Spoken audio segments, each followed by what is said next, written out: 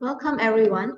Thank you for joining us at e-KLESF 2022. My name is Dr. Ong Kiaju from University Tunku Abdul Rahman, Utah.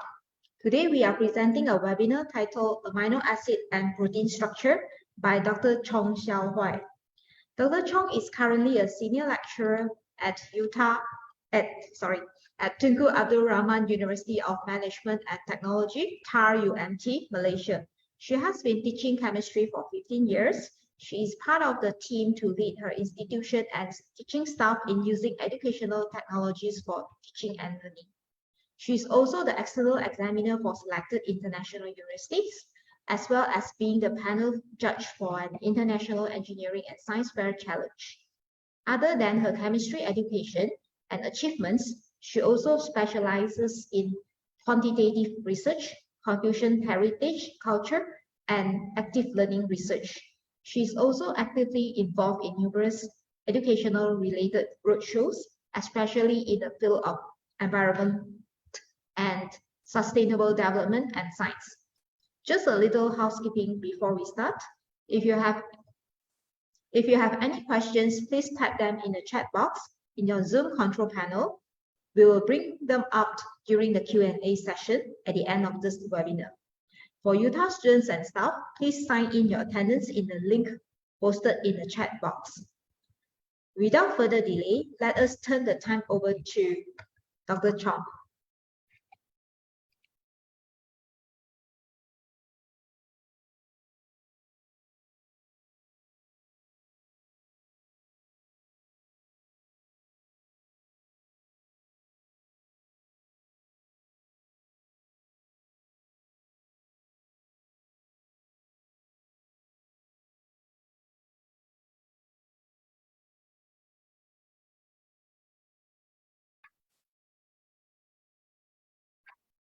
Dr. Chong, we cannot hear you.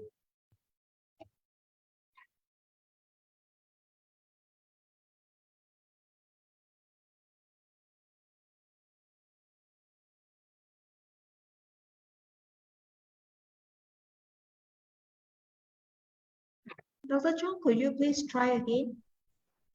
All right. Okay. Can you hear me now? Yes. Okay. Hold on. Let me share my screen.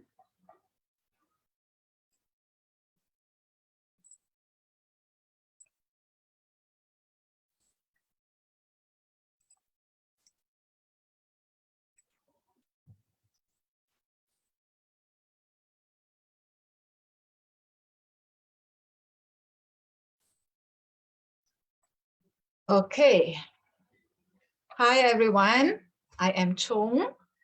Today, I will be presenting a webinar titled Amino Acid and Protein Structure.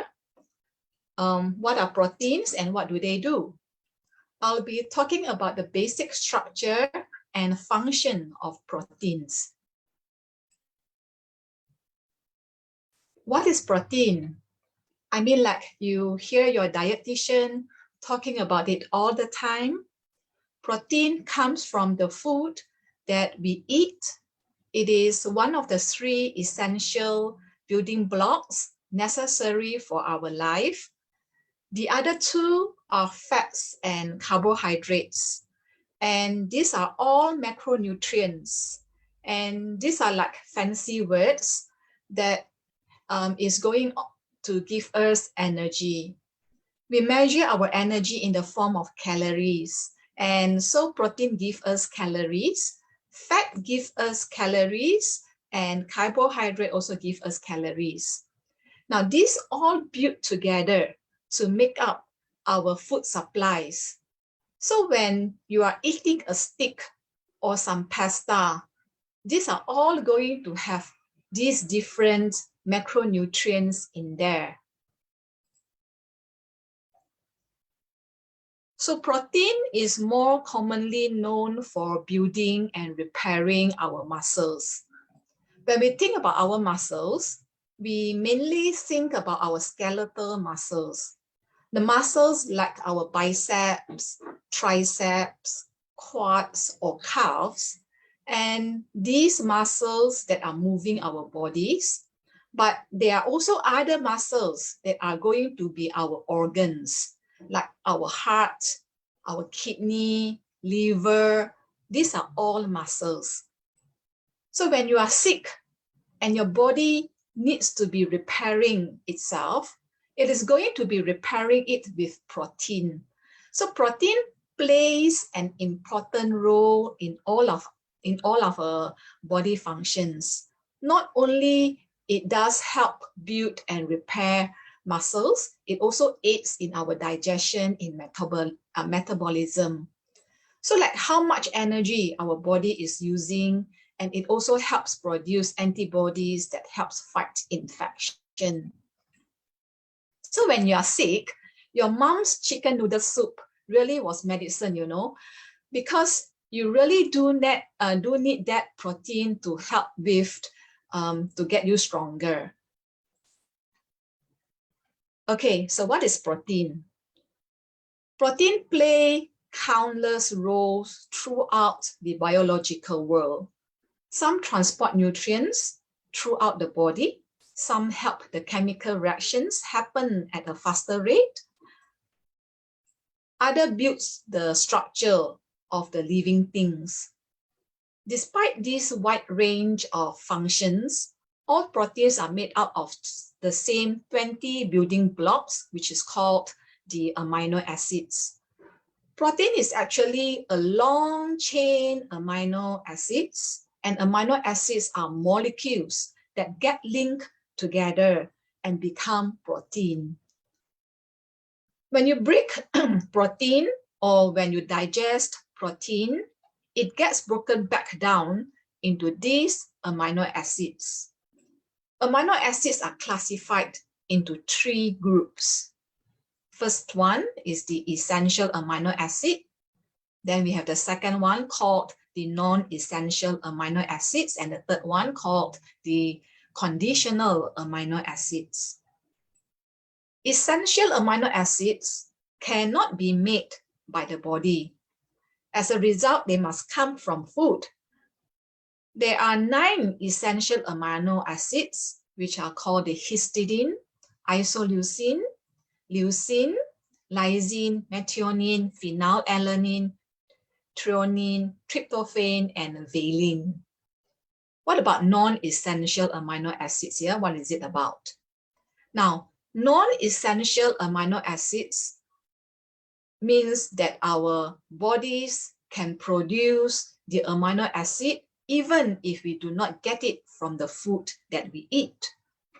Non-essential amino acids include alanine, arginine, asparagine, aspartic acid, cysteine, glutamic acid, glutamine, glycine, proline, serine, and tyrosine. The conditional amino acids are usually non-essential, except in times of illness and stress. So they include arginine, cysteine, glutamine, tyrosine, glycine, orthionine, proline, and serine. You do not need to eat essential and non-essential amino acids at every meal, no need. But getting a balance of them over the whole day is important. A diet based on a single plant item will not be adequate, but we no longer worry about pairing the proteins, okay, at a single meal. Instead, we look at the adequacy of the diet overall throughout the day. So amino acid is helping us build and repair our muscles. Amino acids are also used in forming hormones or enzymes and neurotransmitters, which are basically the signals that our brain tell our body, and like how our brain communicates with our body. And you can find protein in both animal and plant sources.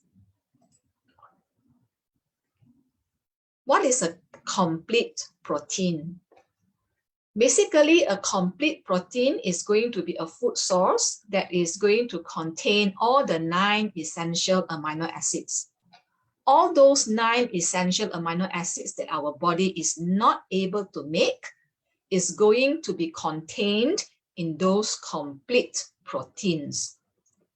So where can you find food that are complete proteins? You are going to be found, they are going to be found in your red meats, beef, lamb, mutton, in your poultry, which are the chicken, turkey, duck, or fish, eggs, dairy, but also soy and grain. Now, let's have a little quiz here. So on screen here, there are 2 questions. Please choose the correct answer. Hints are given in the brackets. You will be given 2 minutes. Please type your answer in the chat box of the Zoom or the Facebook control panel. So the 2 minutes starts now, yeah?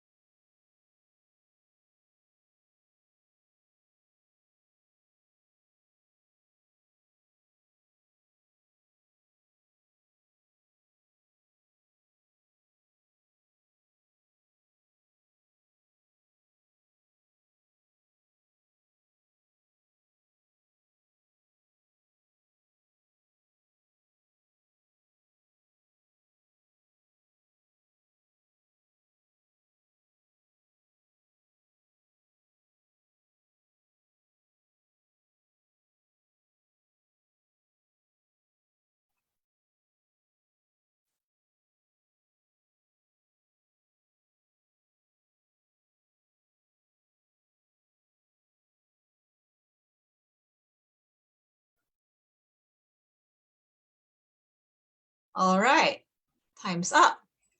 Quite a few has participated, very good. And some of you have answered them correctly. Okay, so what's the correct answer, yeah? For the first question, amino acids that cannot be made, the correct answer should be essential. Okay, first answer is essential, whereas for the second question, it should be non-essential. Okay, non-essential. All right, let's move on, yeah? So next we will be looking at protein structure and function. We are going to look at the structure and the function of molecules which are known as the proteins.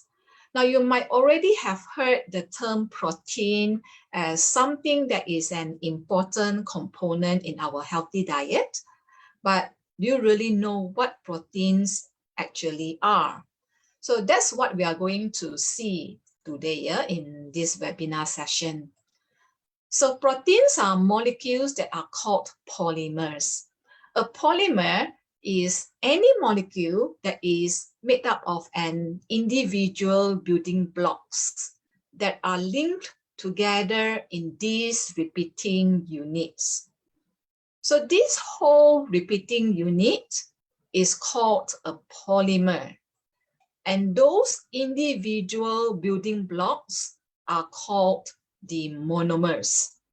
Now, the monomers that make up proteins are called amino acids. So each of these little individual circles shown in the picture on screen represent an amino acid. And then when they are linked together into a polymer that is called either the polypeptide or protein. And later on, I will distinguish the difference between the term polypeptide and the term protein to you later. But before we talk about more details, now let's get an overview of what you will learn in this webinar session. So first, we will talk about the amino acid structure and how amino acids are linked together. Then we will talk about how the proteins fold and unfold and the different levels of protein structure. Then we will talk about the very important concept of the relationship between protein structure and its function. And finally, you will get a little overview of the different types of functions of proteins and living organisms. All right, so first, let's talk about the structure of a typical amino acid. Now remember, amino acids are the monomers, the building blocks of proteins. Now, on one end of an amino acid, you have the amino group. This is the amino group. An amino group is made up of a nitrogen with 2 hydrogens. Then on the other end is the carboxyl group. Carboxyl group is made up of a carbon with a double bonded oxygen and a OH group. In the middle, we have the alpha carbon atom. This is called the alpha carbon atom or the central carbon, which links together the amino group and the carboxyl group. It also has a hydrogen. And then on the other end is the very important R group, or also called the variable group or called the side chain. Now, the variable group, the R group, as the name suggests, varies among different amino acids. So all amino acids have the amino group, the alpha carbon and the carboxyl group. This is the same for all amino acids, but the different amino acids will have different variable groups, the R group. And what an atom or group of atoms you have here as a variable group will determine the function of the amino acids and its properties.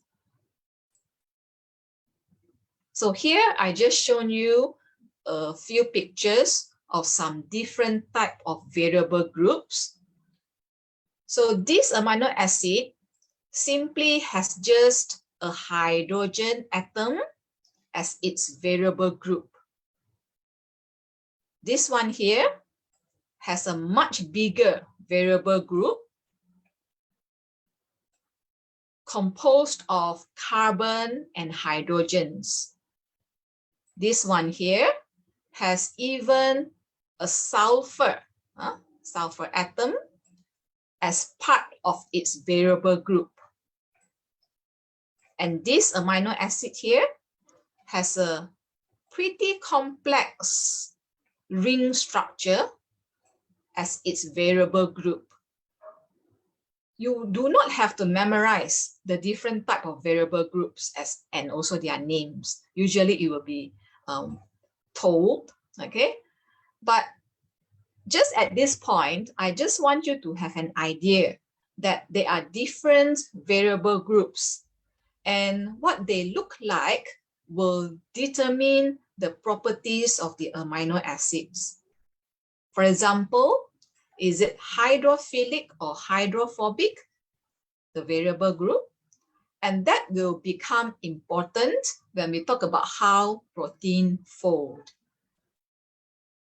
Hydrophobic amino acids have carbon-rich side chains, the variable group side chain, which don't interact well with water. Hydrophilic or polar amino acids interact well with water. Then we have charged amino acids interact with oppositely charged amino acids or other molecules. Now, multiple amino acids can be linked together to create a polypeptide or protein. And they can be linked together through a reaction known as the condensation reaction. So what is shown on screen here is a condensation reaction. A condensation reaction removes a molecule of water. Okay, remove a molecule of water in the making of a bond. And here you can see the process of happening with the removal of water from two amino acids to link together the carbon of the carboxyl group, carbon of the carboxyl group, and the nitrogen of the amino group. And when they are linked together, that creates a peptide bond. The peptide bond is simply a type of covalent bond that links together two amino acids, and when they are linked together, you get a dipeptide. Once you have 3 or more amino acids, then it is considered a polypeptide. So a polypeptide is composed of 3 or more amino acids. All of them link through a peptide bond between the carboxyl group and the amino group.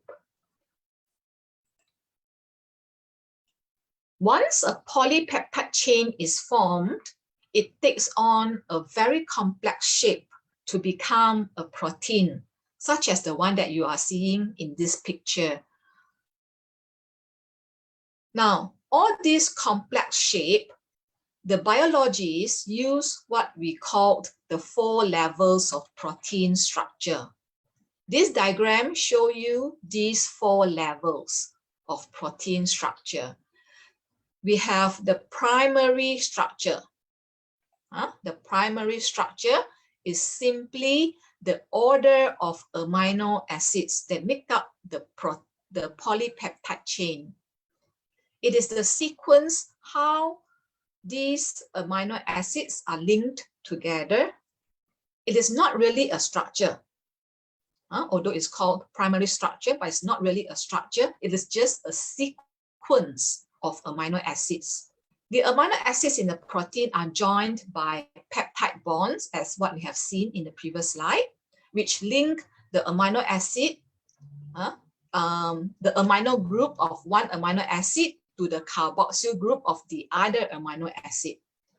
And during this process, a water molecule is released each time a peptide bond is formed.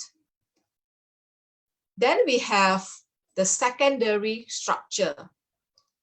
The secondary protein structure is the particular shape that just a segment of the polypeptide chain that takes on. So it is not the 3-dimensional shape of the entire polypeptide. It is just the segment of it. And there are 2 types. There is one called the alpha helix and another one called the beta-plated sheet. The alpha helix is when a segment of the chain start forming this helical structure, right? An alpha helix is a right-handed coil stabilized by hydrogen bonds between the amine and the carboxyl group of the nearby amino acids. The other secondary structure is called the beta pleated sheet. The beta pleated sheet is when the chain of amino acid just fold over on itself to become this folded sheet. So the beta sheets are formed when hydrogen bonds stabilize two or more adjacent strands. Okay, so now we move on to the tertiary protein structure. The tertiary structure is the 3D shape of the entire polypeptide chain. So it is how all the different secondary structures fold in on themselves to become this overall globular three-dimensional shape of the protein. This shape is determined by the characteristics of the amino acids making up the chain. Many proteins form globular shapes with hydrophobic side chains sheltered inside or away from the surrounding water.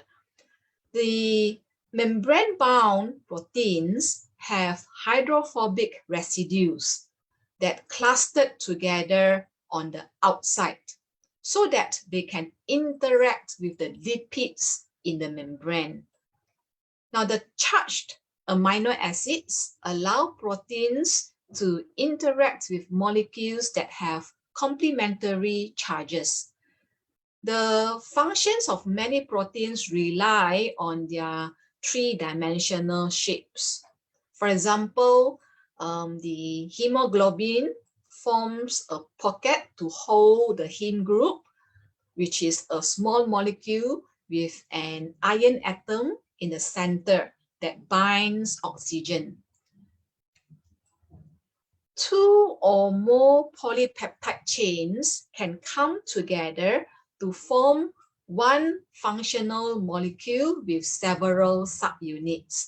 The 4 subunits of hemoglobin cooperate so that the complex can pick up more oxygen in the lungs and release it in the body. Then we have the quaternary protein structure. The quaternary protein structure is when you have more than one polypeptide chain making up a particular protein. So not all proteins have quaternary structure. Only certain ones that are made up of more than one polypeptide chain that interact together to form the fully functional protein. Okay?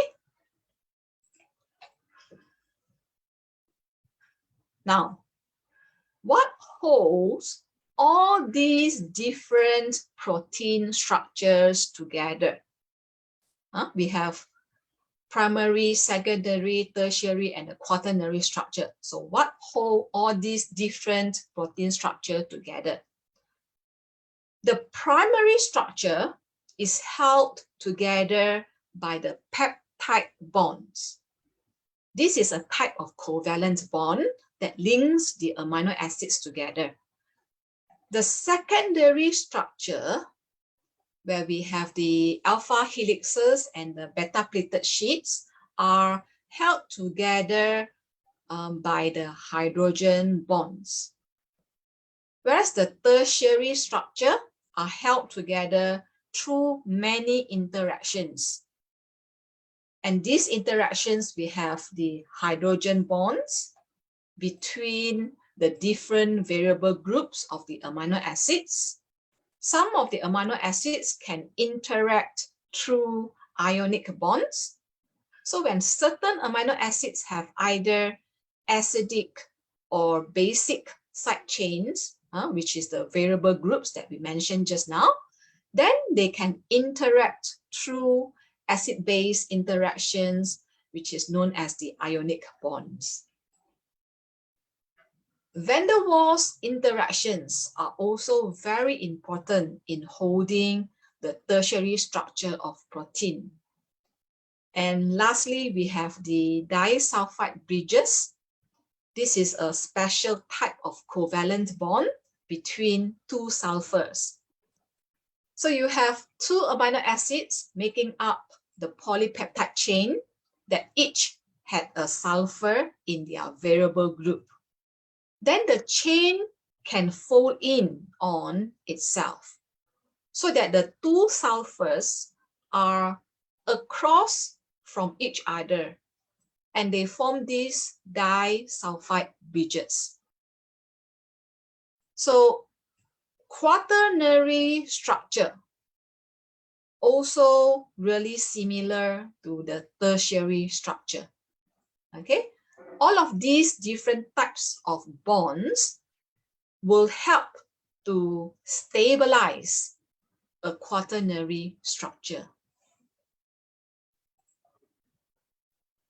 Now, I have promised you just now that I would explain the difference between a polypeptide and a protein.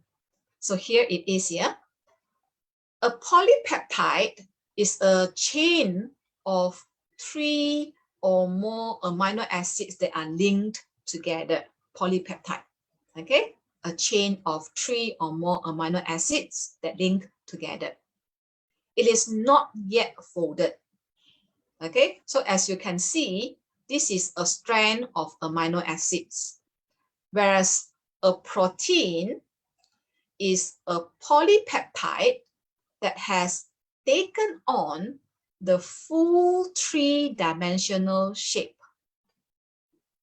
Okay, so what other difference is that a protein can sometimes be made up of just one folded polypeptide chain, and other proteins, the ones with the quaternary structure, are made up of 2 or more folded interacting polypeptide chain. So protein is either one folded polypeptide or multiple polypeptides. Okay. Chaperonins. Chaperonins are structures that all living cells have to help them fold proteins. Chaperonin is a very large complex structure that is itself made up of proteins. And here you see a picture of it. Here is looking at it sideways. Sorry, the first one here on the left is looking at it straight on. And on the right-hand side here is looking at it sideways.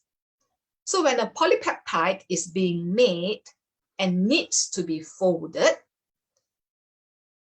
it actually goes inside this chamber into a cavity that provides a nice environment for all of the amino acids to form the proper interactions between them, such as the hydrogen bonds and the ionic bonds, and also the van der Waals interactions and so on.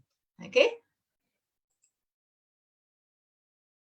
Now, sometimes proteins can actually unfold, and this process is called denaturation. It can also be used as a verb.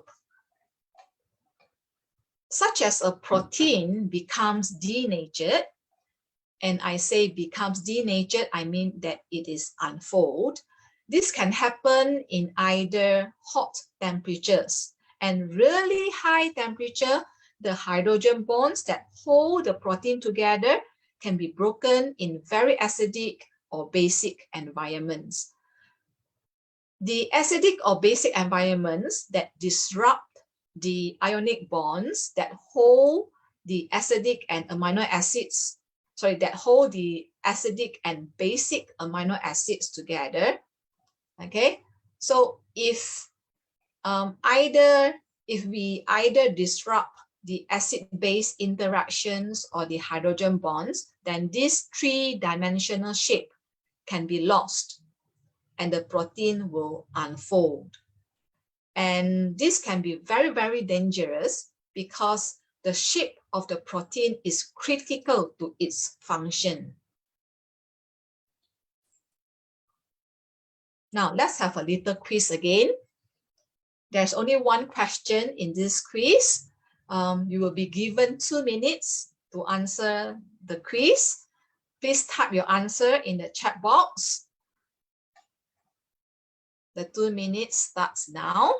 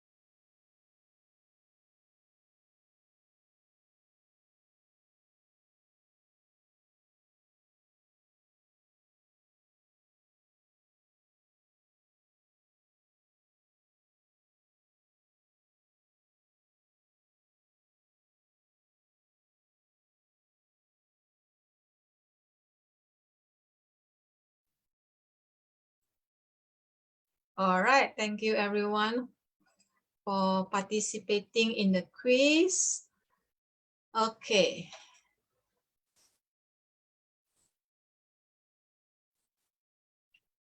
So the answer for this quiz, 4 levels of protein structure. They are primary structure, secondary structure, tertiary structure, and quaternary structure. Many of you have answered primary, secondary, tertiary, and quaternary. Yeah, they are all correct also. Okay, so well done. Now, let's move on. Now, next year, I will talk a lot. In the previous part, okay, I talk a lot about the protein structure and the levels of the protein structure, primary, secondary, tertiary, and the quaternary levels of the protein structure, okay? So now let's discuss why protein structure is important. And we will be looking at some examples like hemoglobin, yeah? Okay.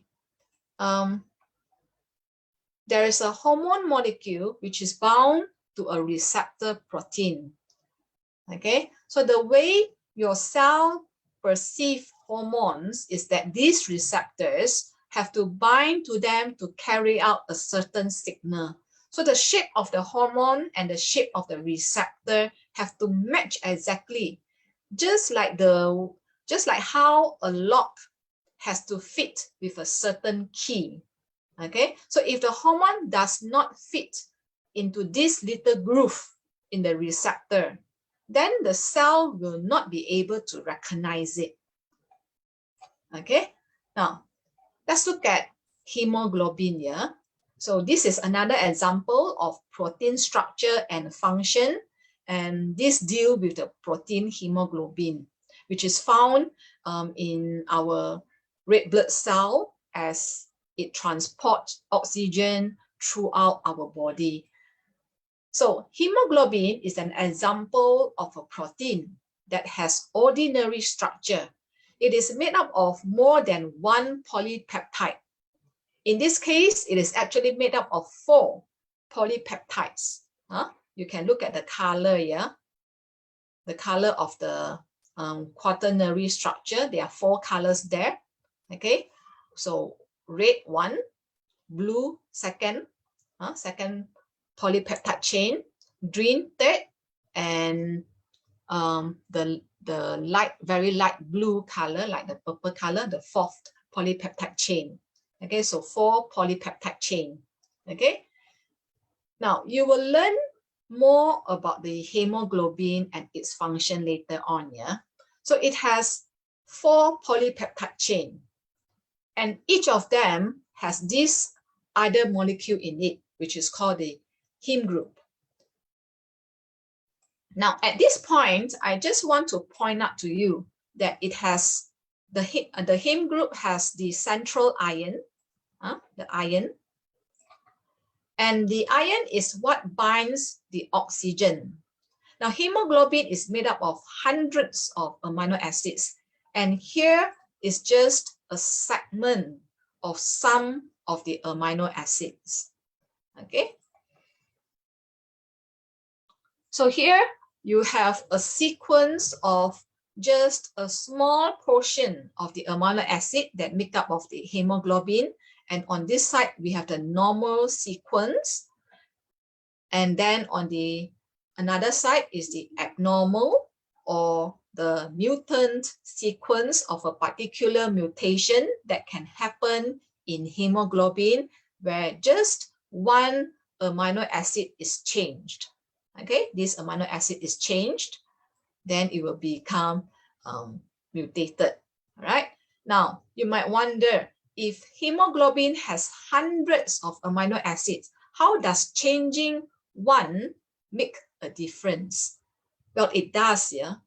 Each amino acid has a different variable group, and this variable group affects how the protein folds, whether that amino acid is able to form hydrogen bonds or van der Waals interactions or ionic bonds with other amino acids. So changing just one amino acid can disrupt the shape of the protein, and the shape of the protein will be disrupted as well as its function. Okay. The abnormal hemoglobin actually clumps together to form these rods that even disrupt the shape of the red blood cell. So here in this picture, this is a normal red blood cell. Okay, the round one is a normal red blood cell, and this is a red blood cell, okay, that is abnormal. It is called the sickle cell because sometimes it is not as obvious in this picture, but sometimes it can actually bend to form the sickle shape. So a person that has this, called the sickle cell anemia, this disease, in this disease, the normal hemoglobin cannot transport oxygen properly. So the person is not getting oxygen to their cells, and that can actually cause death. So just changing one amino acid can cause something as drastic as death. So I hope at this point, you have a better appreciation for the structure of proteins now. Now, there are different visual representations of proteins. Okay, different visual representation of proteins can give us visual clues about the protein. This space filling diagram shows all atoms that are making up this protein. Now, this representation called the ribbon diagram, or called the cartoon diagram, shows the organization of the protein backbone and highlights the alpha helixes. This surface diagram shows the areas that are accessible to water molecules. Protein size. Most proteins are smaller than the wavelength of light. For example, the hemoglobin molecule is just about 6.5 nanometers in size. Hemoglobin is found in high concentration in red blood cells. A typical red blood cell contains about 280 million hemoglobin molecules. The three-dimensional shapes of proteins determine their function. So the function of protein can be work as a defense, transport, communication, storage, enzymes, and also structure. We shall look at them now. Now, as defense, okay, the flexible arms of antibodies protect us from disease by recognizing and binding to pathogens and targeting them for destruction by the immune system. Communication. The hormone insulin is a small, stable protein that can easily maintain its shape while traveling through the blood to regulate the blood glucose level. As enzymes, alpha amylase is an enzyme that begins digestion of starches in our saliva. Transport.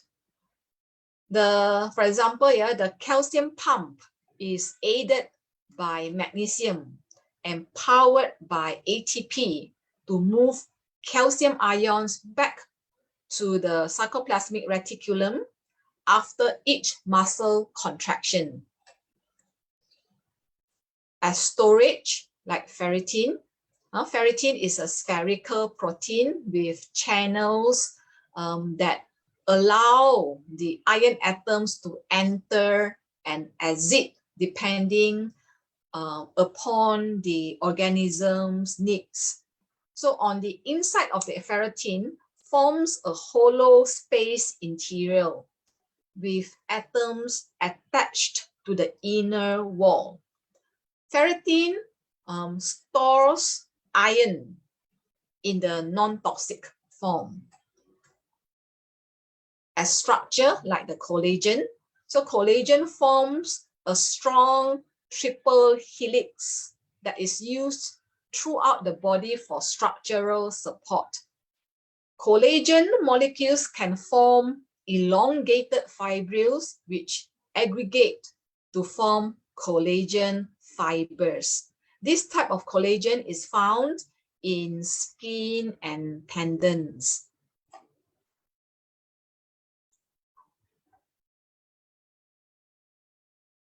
Let's have our last quiz in this webinar. Okay, only one question. Can you give 3 examples of the function of protein? 2 minutes also. Please type your answer in the chat box. The 2 minutes starts now.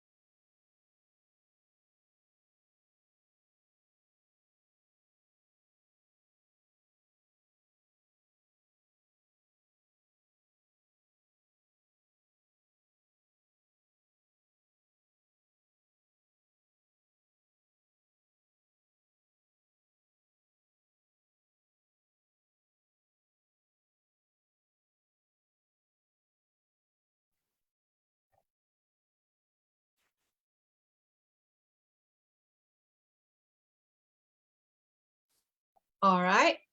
There are many answers here. I need only three examples of the function of proteins. Let's recap here. It can be any of these answers. It can be used as a structural support, okay, transporting, to transport the molecules like the hemoglobin, to receive and send signals like the receptor, for defense, okay, like the antibodies, and also for to be used as an enzyme, okay, for the catalysis of biochemical reactions.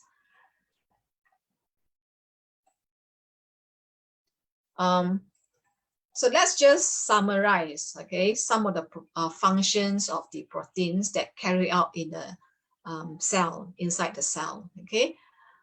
Some protein function as structure, okay, so like the keratin makes up your skin and your nails.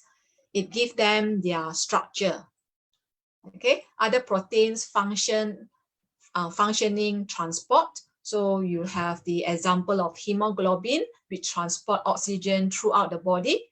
There's also proteins that transport molecules in and out of the cell, such as the particular protein that transport glucose into your cell, so your cell can use it for energy. Other proteins function like receiving and sending signals. So receptor proteins will receive signals and they will pass them on to other proteins which will send the signal. Protein can also function in movement. So you have some proteins that can move chromosomes during cell division. Other proteins will move vesicles throughout your cells and even your muscles. For your muscles to be able to move, you have certain proteins that have the ability to contract to move your muscles. Then some proteins function to defend you against diseases. So antibodies, which you might have heard of already, these are proteins that will fight viruses and bacteria that invade your body. And lastly, some proteins function to catalyze or speed up biochemical reactions, and these proteins are called the enzymes. So so enzymes speed up biochemical reactions inside the living cells. Without them, the reactions will not happen fast enough for you to even stay alive.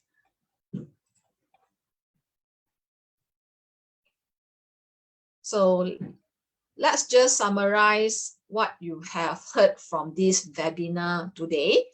First, we look at the structure of amino acids. Then we look at how amino acids linked together through peptide bonds. Then I told you about how proteins fold and the 4 levels of protein structure. And then I told you about how they unfold through denaturation. And lastly, we talk about the relationship between protein structure in function and different functions of proteins. Okay. So thank you, everyone. That's all for my sharing in this webinar. Passing to you, my MC. Wait, yeah, let me stop sharing the screen.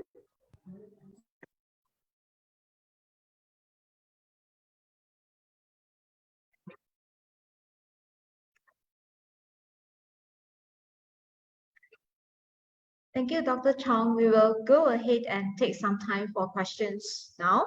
Just a reminder, please type your question in the chat box.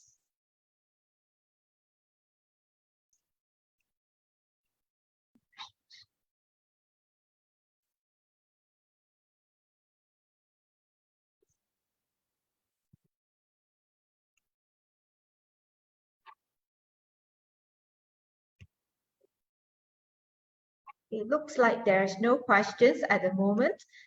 In the future, if any one of the participants who has question, you can leave the question at Facebook Live comment. And please kindly fill out the sign up form and feedback form after the webinar. And now we would like to take a group photo with everyone in this webinar. Please turn on your camera and stand by.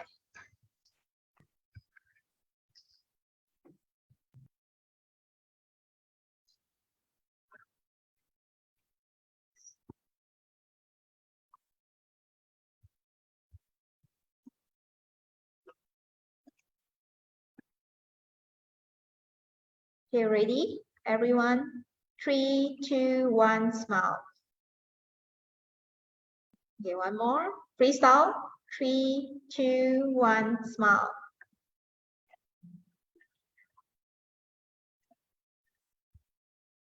Okay, Dr. Chong, is there anything that you would like to cover before we wrap up?